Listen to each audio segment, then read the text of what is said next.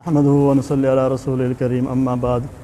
محترم ناظرین کرام، آج ہم بات کریں گے جیسا کہ گزشتہ 2-3 ویڈیوز کے اندر ہمارا موضوع یہ چل رہا ہے کہ موجودہ صورتحال کے اندر جو سیلابی صورتحال ہے، جو مسلمانوں کے اوپر ایک مشکل وقت اور ایک امتحانی صورتحال ہے، تو اس صورتحال سے نمٹنے کے لیے ہم لوگوں کو اس میں کیا کردار ادا کرنا چاہیے۔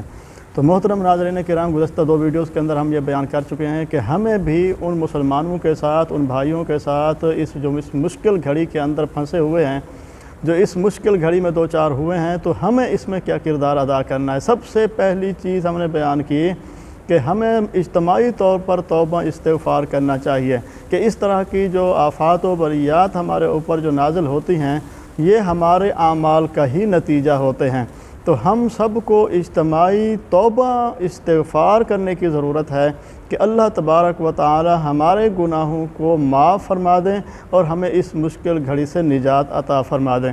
اور دوسرا ہمارا کام یہ ہے کہ ہم ان مسلمانوں کے ساتھ، ان بھائیوں کے ساتھ اس مشکل گھڑی میں ساتھ کھڑے ہو جانا چاہیے، ہر لحاظ سے ان کا تعاون کرنا چاہیے۔ اگر وہ ان کو کسی صورت میں تعاون کی ضرورت ہے، ان کو وہاں سے ریسکیو کرنے کی ضرورت ہے، وہاں پر ان کو اشیاء خورد و نوش کی ضرورت ہے، وہاں پر ان کو جانوروں کے لیے چارے کی ضرورت ہے، تو ہمیں سب مسلمانوں کو ایک بازو کے ایک پاؤں کے اوپر کھڑا ہو جانا چاہیے۔ ہمیں چاہیے کہ ہم جتنا اپنے پاس تھوڑے وسائل ہیں، زیادہ ہیں، جس کی جتنی حیثیت ہے، اس حیثیت کے مطابق ان کی جو ہے ہم نے خدمت اور ان کی جو ہے ہم نے مدد کرنی ہے۔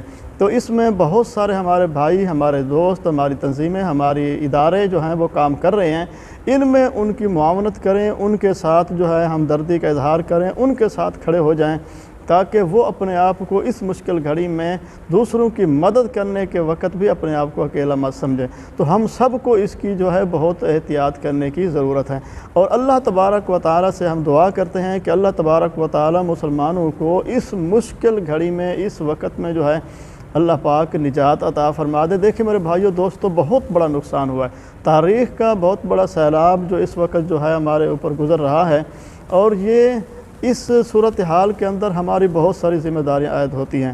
یہ کوئی چھوٹا موٹا معمولی کام نہیں ہے، معمولی نقصان نہیں ہے، بہت بڑا نقصان ہوا ہے اس وقت جو ہے ہمارے ملک کے اندر۔ تو اللہ تبارک و تعالی سے جتنی ہی دعا کی جائے، استغفار توبہ کیا جائے، ہمارے لیے کم ہے کہ اللہ تبارک و تعالی ہمارے ہی اعمال کا نتیجہ دیکھیں۔ آج ہم نے اپنی زندگی کے اندر اللہ کے قانون، اللہ کے حبیب صلی اللہ علیہ وسلم کی زندگی کے سنت طریقے کتنا اپنائے ہوئے ہیں۔ ہم نے ہر قدم کے اوپر اللہ کی نافرمانی کی، ہم نے ہر موڑ کے اوپر اللہ کے حبیب کی نافرمانی کی۔ آج ہمیں اجتماعی توبہ کی ضرورت ہے۔ اگر آج بھی ہم نے توبہ استغفار نہ کیا، آج اللہ تعالیٰ کی طرف رجوع اللہ نہ کیا، تو میرے بھائیو دوستو، تو پھر ہم کب کریں گے؟ ہمارے دوست بہت سارے جو ہیں جانی بھی نقصان ہوا ہے۔ دیکھیں اللہ تبارک و تعالیٰ پہلے تو یہ ہے کہ ان کی مغفرت فرمائے، جو بھی اس نقصان کے اندر دنیا کی جان سے چلے گئے ہیں، اللہ تعالیٰ ان کی مغفرت، ان کے بلند درجہ عطا فرمائے۔ دوسری بات یہ ہے کہ ہم سب کے لیے یہ سبق چھوڑ کے گئے ہیں کہ دنیا کے اندر غرور، تکبر اور مرتبہ اور عہدے یہ کسی کام کی چیزیں نہیں ہیں، صرف پل کی زندگی ہے، موت کا جب منہ میں آئیں گے تو یہ سب کچھ چھوڑ کر ہی یوں ہی جانا پڑے گا۔ دعا ہے کہ اللہ تبارک و تعالیٰ ہمارے ان بھائیوں کو جو اس سے متاثر ہوئے ہیں، اللہ تعالیٰ جلد سے جلد ان کی جو ہے زندگی معمول پر لے آئے۔ اللہ تبارک و تعالیٰ ہمیں بھی ان کے ساتھ اظہار ہمدردی کرنے کی توفیق نصیب فرمائے۔ وآخر دعوانا الحمدللہ رب العالمین۔